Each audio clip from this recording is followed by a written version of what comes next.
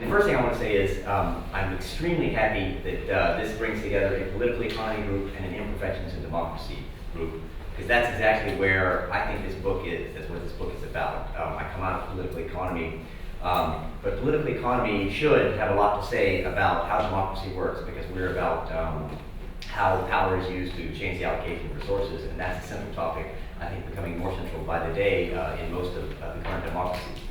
A cynical view would be that the opportunity costs of coming are very low given the opportunities outside, but nevertheless, that's not what I take. I hope that it's one that everyone's genuinely interested in this boring topic, and the boringness of this topic is absolutely central, and I will come back to how business power can be exercised in a number of policy areas, but I'm going to talk in particular about one. So I want to start with the puzzle of corporate control.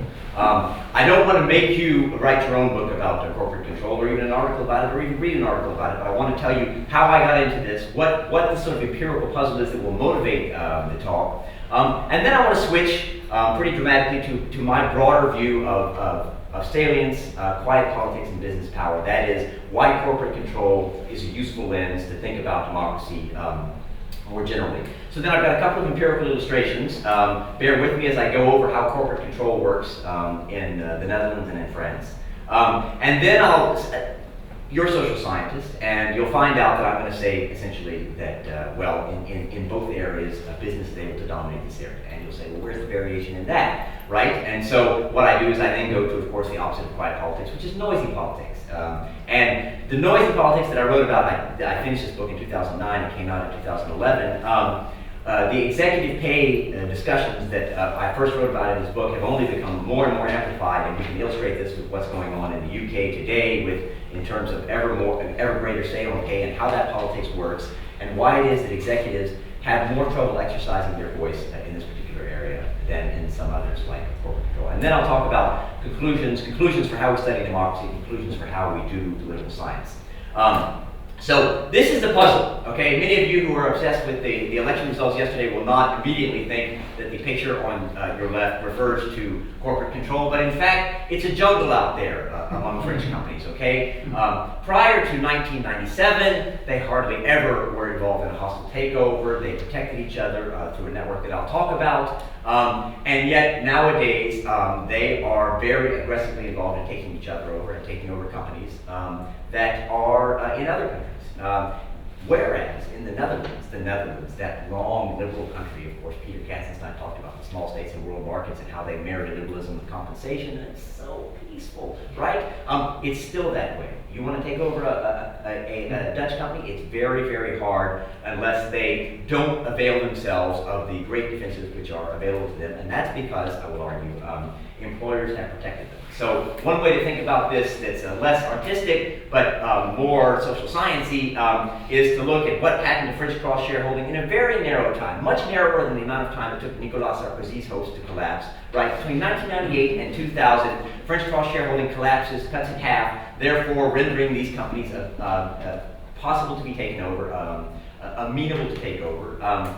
Whereas the Dutch preference share, which is even by the standards of this topic, a boring technical issue, one that I will have to talk about just a bit, has a usage that is virtually unchanged over a much longer time span, 1993 to 2007. Okay, so why does this matter, and how do we get to understanding it? Well, I argue that the key thing to understand about corporate control is to understand that it's not something that even those of us who write books about corporate control ever go to vote about, right? The way of thinking of this is that it's not salient. It is not something that's politically salient. It's not one of the relevant issues that voters, citizens care about, think about when they're holding politicians to account. So I've got a very simple theory of democracy, okay? Extremely simple, and I'm happy to take questions about it. I think my simple theory is right. My complex theories may be wrong, but this simple one I think is right, okay? In democracy, voters care or have an obvious interest. You care about tax rates, right? You may want tax rates to go up because you want to have social spending, or you may want tax rates to go down because you think the state is wasteful. But in any case, you probably have somewhere in what economists would call your utility function, taxes. And what do parties do about taxes, okay? And then, so what do you do about that? The press, they want to sell you newspapers to get you to watch their TV station. So they're going to try to give you information about the issues that you care about. They're not going to tell you about corporate control. right? But what they're going to do is they're going to tell you about things you care about, and they're going to say, listen, party X takes this position on taxes, party Y took this position, and then you'll have information, you'll be able to supervise whether they actually do what they say they were going to do. You'll be able, if you were an Hollande voter, to see if he's actually able to come through on all his pledges or not, and then hold him to account in the next election, right? And that will certainly happen, right? Parties will try to take a position in anticipation of this. They will try to capture either voter share if it's a multi-party system, or they'll try to capture the median voter in a classical two-party system. So what happens when politics doesn't work that way? Because this simple model, which I just described as very simple, is actually what political scientists think is democracy, okay? And the political scientists were relatively simple, but that's too simple because many issues don't work that way. When voters don't care, parties become much more malleable, okay? They become more open to other influences. Now, the fact that an issue is not salient means that a party doesn't have to worry. Hollande does not have to worry what you're going to vote about on French corporate control rules in another 5 years. So he says, okay, they don't care, so I'm not so concerned about it. So how do we make policy? Well, you make policy in such a way as either to satisfy your constituents or not to mess up the economy, because satisfying your constituents usually means making the economy work right.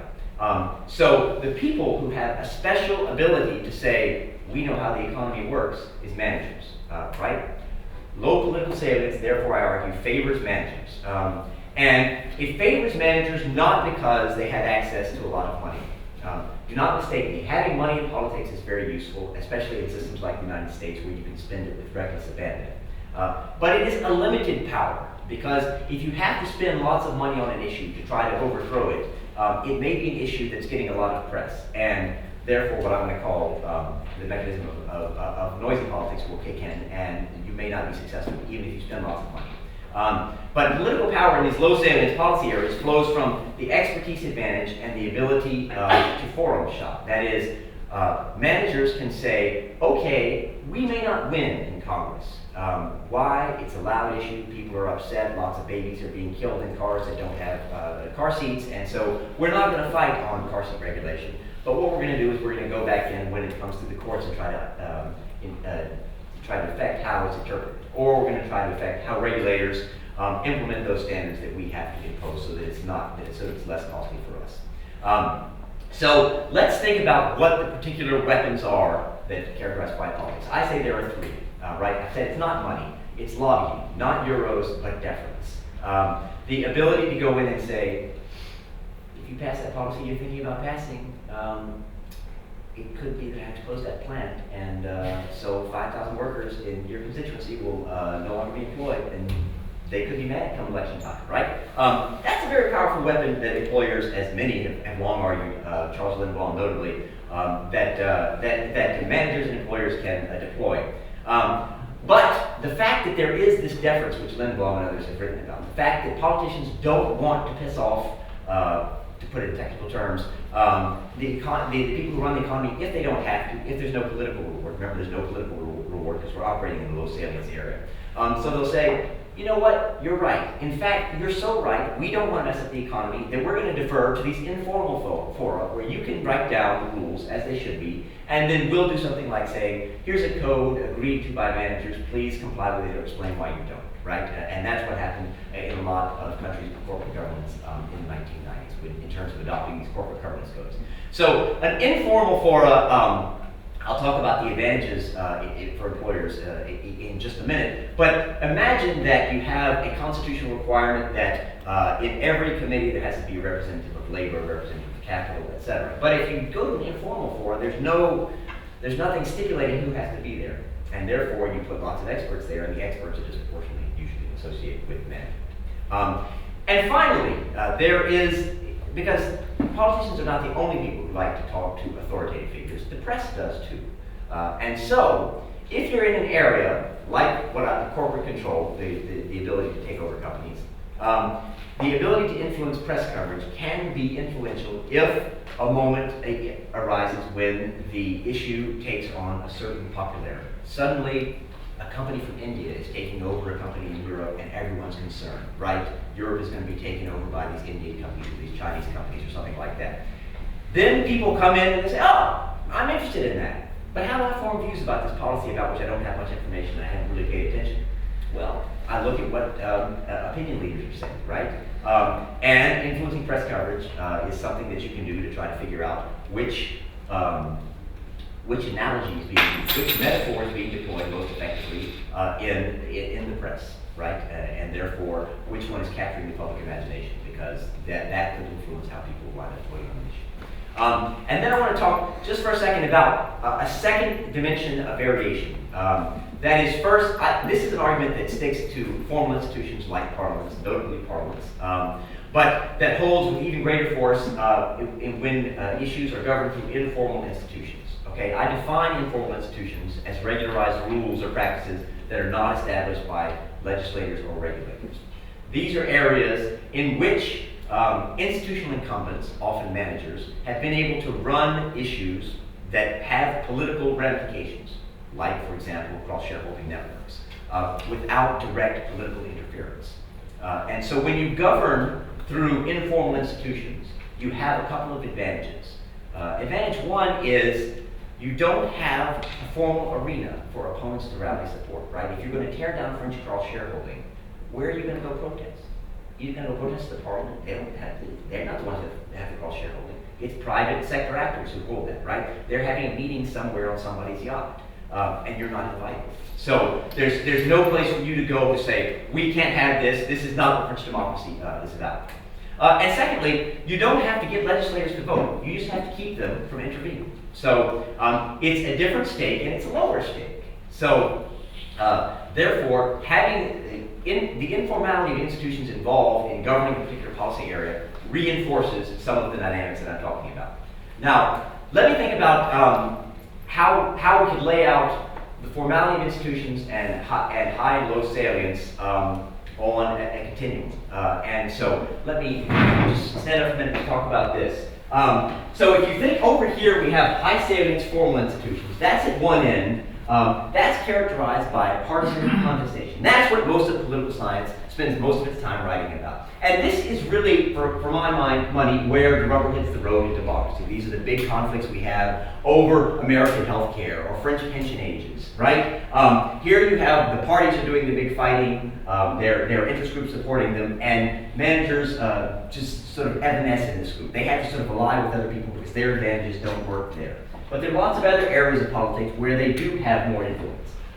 There's the area of high salience but informal institutions, which is characterized, I'll argue, by social partner bargaining. Low salience and formal institutions, which is characterized by bureaucrats running the show, right? Because nobody cares, and so you let the bureaucrats run it. But the fact that it's run through formal institutions gives the state a certain oversight. And this is something I'm largely not going to talk about, but would like to get back to the question and answer, because many of you will try to apply this in other areas. And this influences my thinking very strongly about that. And this area of private interest governance, written about by Straight, Schmitter, and others, is one of low salience informal institutions where there's a mix of formal and informal institutions and the public is not paying attention. So if you think about the power of actors to intervene, governmental power increases as you go here from the right to the left, from low salience informal institutions down the continuum towards more formality, more salience of an issue, means that governments have more capacity to act. Now, if you're a government, particularly a government of the right, who favors leaving markets to do a job, you may not be happy about this, right? The fact is, you will be more likely to be asked to intervene. You have the capacity to intervene because your incentives are to intervene, but you might wish that more areas were here. So it's not always in favor of government. It's just that the government's capacity to act because of the incentives facing it grows as you go from low salience informal to high salience formal. Conversely, business power increases as you go the other way. Business power in the partisan contestation box is just one voice among other. And what are businesses? They are very knowledgeable, sometimes very rich managers, but these are guys who don't have a lot of votes, right? There are not very many of them, and so that's how they got to be so rich, because there are not very many of them. You can give that much money to a few people.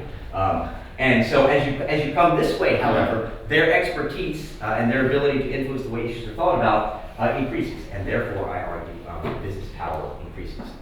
Now, so this is the whole schema. This is what I'm going to try to lay out in the empirical cases. But you'll notice that I've talked about, well, you got one thing in France and you got another thing in the Netherlands. Well, how can that be, right? If business always wins, right? And we're in the area of corporate control. How can that? The only way that can be, according to this argument, is if preferences vary among managers. And here, Dodo mentioned my background in varieties of capitalism, which is a rather tortured background, but nevertheless, I do claim that that school of analysis sometimes. And this is one time where I've been very influenced, particularly by the work of Michel Boyer. And I think that why managerial preferences over corporate control institutions vary has to do with the power of works councils, how entrenched they are in firms. Now, the power of works councils is a relatively small and technical way to summarize the broader social compromise that exists over how much power is given to workers within a firm. And if you look in a place like France, the power of works councils is very low. And so the possibility of allowing yourself to be taken over, and allowing yourself to be taken over is not just allowing yourself to be taken over, it's taking advantage of what Yves Tiberghien has called the golden bargain, opening yourself up to the huge resources that flow through international capital markets. You say, we want some of that, we see all that money flowing, we could invest with that, we could do lots of things with that. And that's a good thing for managers. It gives them more ability to do more things, and managers like to go out and conquer the world, right? But at a cost, and the cost is you're inviting shareholders in, shareholders who might eventually say you're out, particularly if there's a hostile takeover and the definition of a hostile takeover, by the way, I should have said, is when someone comes in and says, we want to take this company over and put it under better management, right? So takeover protection is employment protection for managers. Understand it that way. Moreover, in France, shareholding has never been part of cooperative workplace relations, as anyone who has spent 5 minutes looking at France knows very well. So it's not as in the supposedly peaceful German model where there's a lot of autonomy delegated on the shop floor to workers because capital and labor have come to a compromise about how this country and this country's companies, most notably, are going to succeed in the international economy. The Netherlands is not like that. The Netherlands is more like Germany in this respect. You have entrenched power at the level of the firm in terms of what works councils can do, and there are advantages to workforce cooperation perceived by Dutch employers. So I argue that this is something that characterizes their difference, and a shorthand way for me to characterize it is to give 2 quotes from managerial organizations in the 2 countries at the same time talking about the same political issue, which was the EU Takeover Directive in 2006. So in the Netherlands, the worst thing that you can say is to compare the Netherlands to Belgium. And so this is what happened. This is what was done. The tax pursued by Dutch employers. Takeover protections are very important indeed in these times in which the newspapers note that raiders are coming. Raiders from India are coming. That foreign buyers rush up to the Amsterdam Stock Exchange, and the Netherlands, with the empty stock exchange, threatens to become the Belgium of Europe. Right? It can't be like that possibly. No. So that's the Dutch view, that if we allow ourselves to be taken over, it's the end. We are selling our patrimony, we are selling ourselves, we're Belgium. And the French say, listen, the best defense against a hostile takeover is neither the protection of the state nor recourse to legal quibbles. And legal quibbles is exactly what the Dutch employers were pursuing. But instead, a share price that's high as possible, which discourages potential predators. This is a very characteristic view of an American employer. Yeah, what are you talking about? I need protection. I've got my share price. My share price goes up because I'm a good manager. People want to invest in this company. My share price goes down. I can be taken over and I can be thrown out. Now, of course, it's a self-interested view, but it's nevertheless a view that says we can accept takeovers. We prefer liberal regulation because we think liberal in the sense of neoliberal. We think neoliberal regulation, on balance, helps us, allows us to do more things. Okay, so how does one think about measuring issue salience? Issue salience is typically measured in political science by the most important problem of the economy is, or the most important problem of the polity is, sort of questions. And these have been critiqued from a variety of perspectives.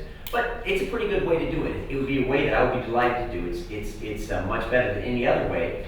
The problem is you don't tend to ask that, and you don't tend to get answers responding to that on very low salience issues because they're boring. No one ever answers that. You don't think to ask, what is your view on corporate control? Do you really care about corporate control? So the way that people who've worked on salience in other areas, particularly in the study of courts, have done is they've looked at press coverage of an issue, right? We've talked about the role of the press in democracies is to inform, and that the press, for its own self-interested reasons, not because it's a public citizen, because they want to sell newspapers and they want you to watch the TV program, will cover the issues in proportion to how much they think people care about it, okay? So this is what Dutch press coverage looked like between 1995 and 2006 from 5 major papers in the Netherlands. Various issues. Now, I'm not going to go into these issues except to say that they each occupy a box in the continuum that I put up earlier, the variations between formal and informal institutions and high salience, characteristically high salience, characteristically low salience. Bargaining rules, as we would expect in the corporatist Netherlands, these tend to be very high salience issues. That's your blue bar. You have your number of articles on the right that tend to appear in the paper. And by the way, I spent a lot of time defining this with a Dutch research assistant, trying to get explicitly technical comparator terms to use in LexisNexis, such that it wasn't a function of the terms I was using, but we are talking about technical terms. We are not just talking about strikes, because obviously strikes would pull a lot more interest. But we're talking about technical issues of economic governance, bargaining rules, takeover protection, pension system, and vocational training. As you would expect, bargaining and pensions are characteristically higher salience, even by this loaded dice technical definition. They're covered much more in the press than takeover protection, which is what I wrote this book about, and then vocational training, which is what I wrote my last book about. So you see why I'm trying to make a simple argument that boring politics is important, because I write books about it, and therefore I do have an interest in it. Okay, so given this landscape of interest about what people think about politics, what people think are the more important and less important issues, how did liberalization work in the Netherlands? I'm just going to talk about, I'm trying to compress the book into 45 minutes, and we'll see how well I succeed. And my way of doing that for the Netherlands is to talk really fast, first of all. And secondly, to try to talk about one particular issue. Oh, right, sorry, I didn't say. So what I did when I was trying to determine what's the threshold of high and low salience, right? I didn't have a nice standard way of doing standard errors on the measurement of these to say what's high salience and what's low salience. So I went to the best statistical resource I know, which is American baseball research, and I came up with a threshold for who's a good hitter, who's a bad hitter. Knowing this audience, I'm going to pass right over that. But this is there's something in baseball called the Mendoza line, saying if you're a shortstop in baseball, you play a very important defensive position, and you can be a crummy hitter, right? And you can say hit 200, which is only 1 times out of 5. And still be a value as a team. But if you're below the Mendoza line, this is called after Mario Mendoza, who was a very, had a gift with the glove, but sort of impaired with the bat, shortstop. If you're at the Mendoza line, you're right at 200, and that's viewed as the cutoff for the team. So I established a Mendoza line for salience, which is nothing more than the average of the lower of the 2 high salience areas to ask the question, does an issue ever become high salience? And as you see, this takeover protection and vocational training, they never cross that threshold. We'll see the same thing in France. In Japan, we do see variation. Takeover protection does actually become a salient issue after 2005. And I talk about why that is in the book, and I talk about how the politics changed, and so employers began losing an area where they had always won before. So, if we talk about what happened in the Netherlands, many of you may know about the election of the Purple Coalition in 1994. They come in and they have an extremely ideological finance minister, okay? And the extremely ideological finance minister for the Liberal Party, or the same party as Fritz Bolkestein, comes in and says, I'm going to change the system of preference shares, right? The system whereby companies can, if they are involved in a hostile takeover, they can elect to have control of their company flow into something called a trust office. And would you believe it, that all the trustees of the trust office are appointed by management. And so the trust offices have never historically voted against management when there's a case of a hostile takeover. So this device is called a preference share, and I promised I wouldn't really belabor it. But its existence makes it very, very difficult to take over a Dutch company. And so what happened, this Dutch finance minister comes in and he says, I'm going to attack these because this goes against my liberal ideology. I talked to him and he said, I would never have attacked the issue because it was a vote winner. It was never a vote winner. The party asked me why I was doing it. It was crazy. But we believed it was right. Sometimes we do things in politics because we believe they're right. Now, when he did, remember, look at the salience bump. Takeover protection gets its highest look there in 1995 in the Netherlands, because this is the first time someone has frontally taken on the issues of takeover protection of the preference shares of the trust offices in the Netherlands, and so it gets a little bit of coverage. And when it does get coverage, it's not coverage that's terribly flattering to the managers who want to keep things just the way they are. So what do? Step one, they negotiate. They negotiate with the finance minister, right? We've talked about the Netherlands as a corporatist country, so they're used to negotiating. They sit down, they drive a deal because even this finance minister knows he has to negotiate with the most important group, and that is the senior managers, and they have a purpose-built organization to protect takeover protection, which does other things too, but that's why it was originally created. So they sit down and they negotiate a deal, okay? After a time, you can only read so many articles about corporate control before your attention begins to wander. What's up with Kate Middleton, something like that. And so you wait for the press to stop caring. Salience goes, after 1996, as we saw in the picture, it went down in the Netherlands.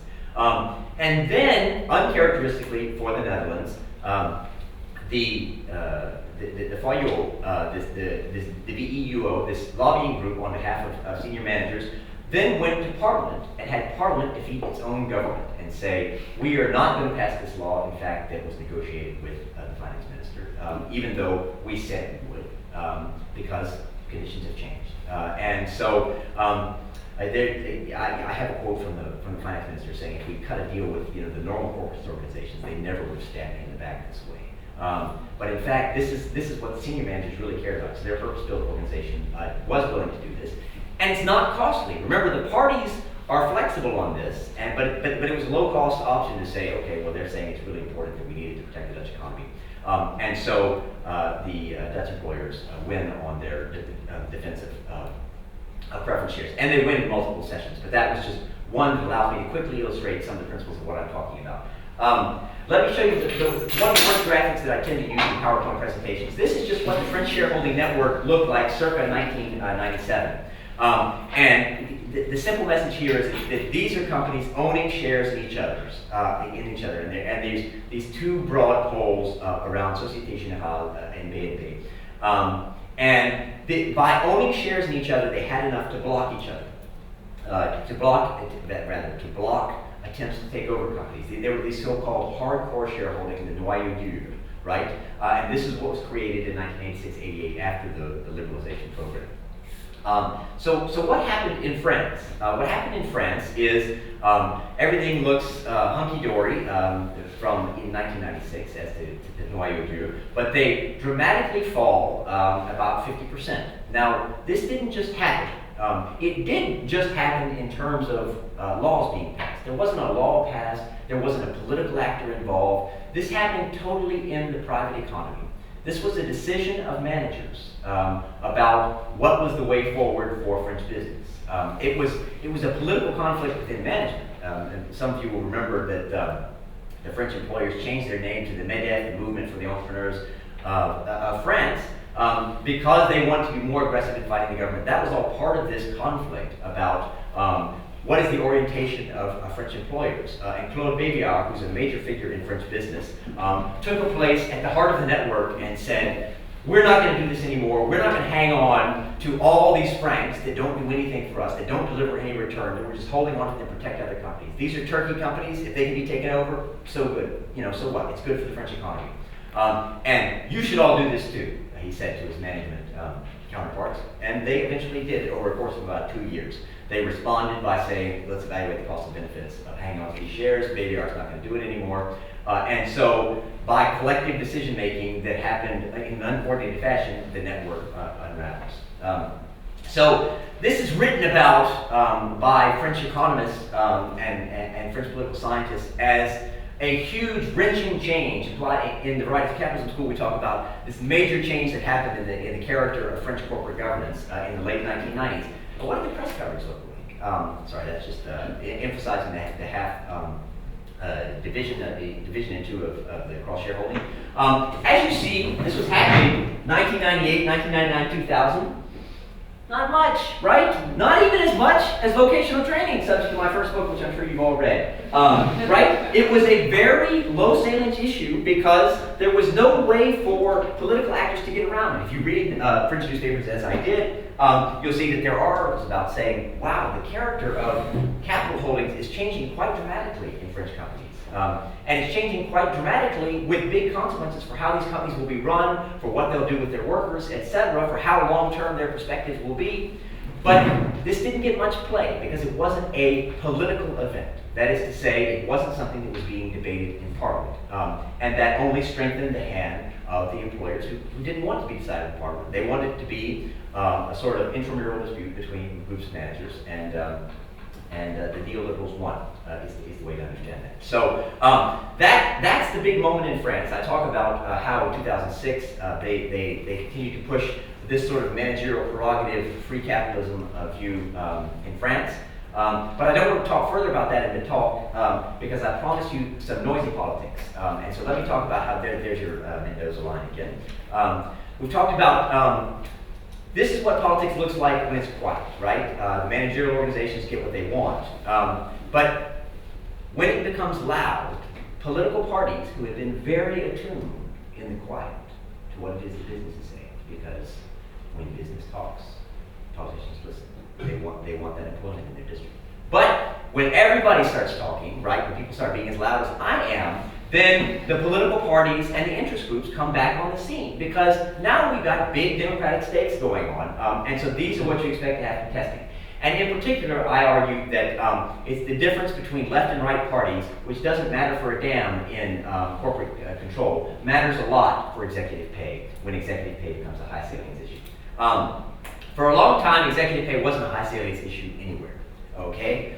So this is press coverage in the New York Times and Le Monde between 1990 and 2010. And as you see, there didn't used to be much, there didn't used to be anything in the French press about executive pay. And there used to be very little in the New York Times and the American press, which is somewhat representative.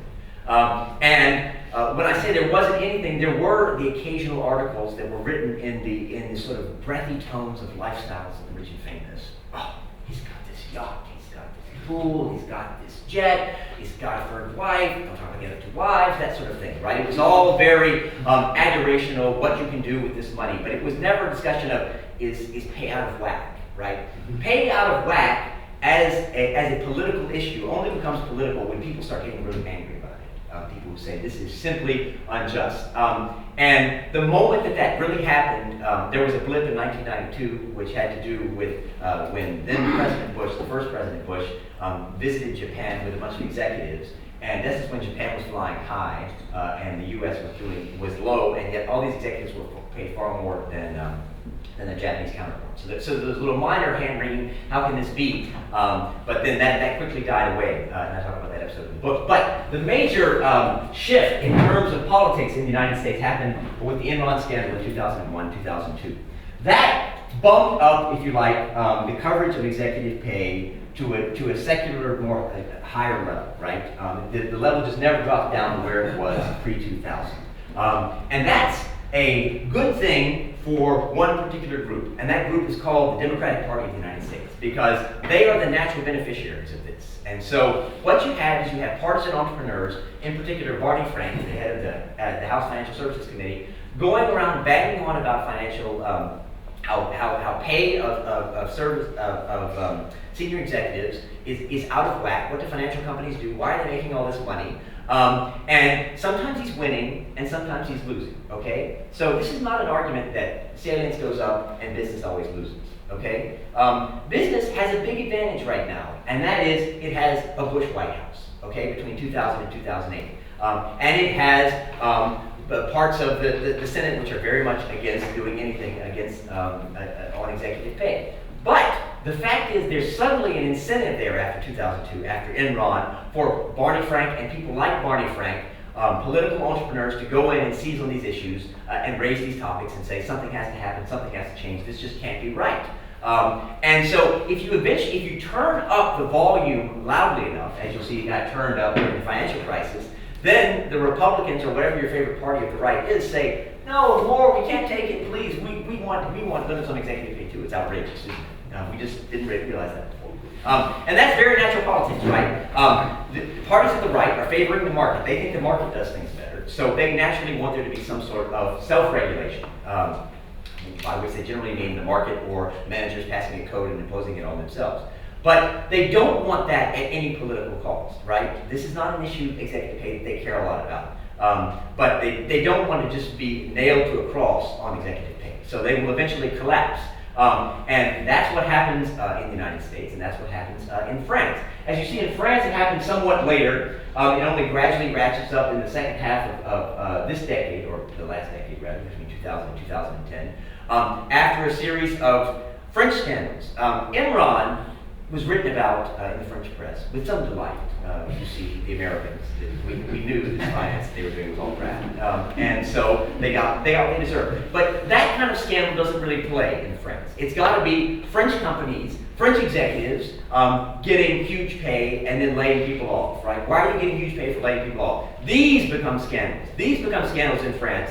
The Socialist Party, which is in a very weak position during this time, doesn't have any institutional levers. It doesn't have what Barney Frank had, which was a way through the committee system in the U.S. Congress to constantly bang on about this issue. So they're somewhat weakened in doing so. However, the issue just gets higher and higher salience in France until it eventually catches up to where it is in the United States. And at that point, we're now under a Sarkozy presidency. Sarkozy, who's been a fierce voice in favor of managers should be paid a lot because they're doing good things with the French economy, pay people what they're worth. But he finally says, this is outrageous, I can't believe all the money that they're paid. Okay, we'll roll over and do what you want. Because, again, it's not a key issue for Sarkozy. Sarkozy is looking for the re-election that he thought was going to happen in 2012, and he's still thinking it's possible back then. And so, therefore, he just doesn't want to lose points on it. He doesn't care that much about it. And so, what does matter, though, is that he's got partisan preferences when people aren't paying attention that are firmly in favor of market regulation. And so, therefore, in France, what you get, I'm going to get there. In France, what you get is much lower regulation over this period, only coming at the end. And in the United States, which you would think is a little more market-friendly country, you get regulation earlier. Why is that?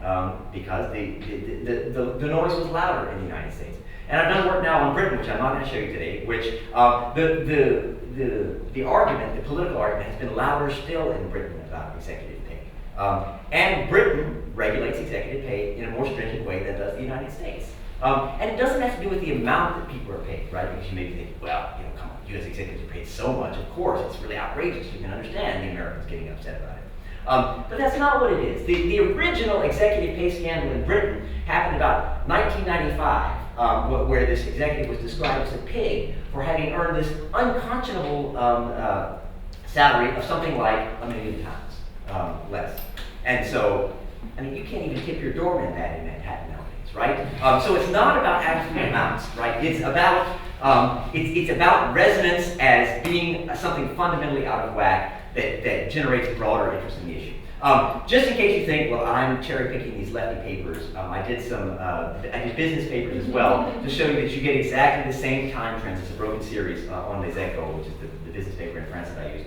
But you get the same sort of trend in the right press that you do in the left press. So, long story short, I figured out a way, so how can I measure government intervention in executive pay setting? So I went through various ways of doing it, and I devised a sort of threefold schema of thinking about this. You can have transparency, where there's no requirement to say anything, to a disclosure that the top executive's total compensation in a standardized format, which can be compared with all other companies, which must be written in plain English. They don't have a plain English requirement in France, but there's something similar saying it has to be everyday language, so people can get through this long devoir that you would have in a French sort of disclosure, right? So this is things like, do you count the family's use of the executive jet, right, to go on the 3-week ski vacation? Does that count as executive pay? Well, if you make a requirement, it does, right? Then shareholders' rights, you may have heard about say on pay. That's what's about to be reinforced, again, by Vince Cable in the United Kingdom. You can have no formal control to direct voice through say on pay. Note that when I wrote this book, when I came up with this sort of schema in the late 2000s, say on pay, which is just an advisory vote of shareholders, meaning it could be ignored by the board, was the most you could imagine. Only the UK had this, and this was at the far pole of regulation. And now we're getting stronger stuff where there are legal proposals that the board has to listen, and say on pay becomes binding. But this wasn't even conceivable back in 2008, all the way back in 2008. And then finally, there are these legal rules on pay, from no formal rules to restrictions on bonuses and golden parachutes to CEOs. These are the sorts of things that governments only can really impose when they take a share in a company or when they bail a company out. Fortunately, for me, not for the world, there was this sort of bad things happening to the international economy, and so lots of companies were getting into this arrangement with the government in 2008, and so therefore I was able to get some measures on legal rules on pay as well. So this is what it looks like in the United States. You get a little blip up with Sarbanes-Oxley in 2002, and then you saw the press curve rising. That's exactly what's happened with the regulation of executive pay. And this is, again, the partisan entrepreneurs banging on the door, and then 2009, Obama comes in and follows through. But it's not like Obama based his first presidential campaign on executive pay. It's just there were a bunch of people who were in place who had been pushing for this, and finally a party of the left comes in and is able to pass some relatively stringent executive pay regulation. Note, I am not saying that U.S. pay of executives has been successfully restrained. Au contraire, it has not. What I'm saying is, if you want to measure what governments are doing in a democracy, you have to measure the laws that they pass, right? They're at least trying, or signaling that they're trying, right? Which is the same thing as far as they're concerned. And so they're signaling that they're trying. And in France, you get a Chirac presidency and then a Sarkozy presidency holding the line very robustly. There's a scandal in 2005 where they've got to concede a little bit, and then the financial crisis kicks in. You still have a president of the right. The president of the right says, okay, I'm not going as far as the United States. We're not going to say on pay exactly, but I will make some concessions. And so you finally get regulation in 2009 when Sarkozy has no other options. He feels like he's got to do that in order to be able to be credible as a candidate. So let me conclude briefly, and then I'll open the floor because you've been polite to listen to me for this long. I've got three implications, right? And that is that business is weak when salience is high. Business then wins or loses depending on its alliances with parties or other interest groups. Paul Krugman doesn't believe this, right? He believes that business is behind everything. I'm very politically sympathetic to his point of view. But analytically, when you look, business loses over and over and over again on the direct political fight when there are high salience issues, okay? There are some caveats to this, and I can talk about those in question and answer, that have to do with when democratic politics is walled out by expertise. But essentially, business can be beaten because in a democracy, people sensitize parties, and parties can decide we're going for the votes, not the money. But business is strong, indeed very strong, when salience is low, and this is a product of the expertise, not of the money that they have. The expertise creates deference, and the whole argument about quiet politics is that politicians defer when it's costless to defer. Electorally costless, because that's what politicians care about. And finally, least important in the world, but most important maybe for our discussion, that political scientists are wrong when they assume a median voter logic operates in all policy areas. Yes, it's true that that sort of logic about parties are trying to compete for that voter, that mythical voter who's in the center of the distribution, makes sense when everyone's paying attention and cares a lot about an issue, and so they follow it and they give it relatively high attention. But the powerful logic only works when salience is high. A lot of issues are not like that, and I think to understand democracy, we have to understand which issues are like that, sometimes and not other times, and the implications that has for who gets what they want. Thanks.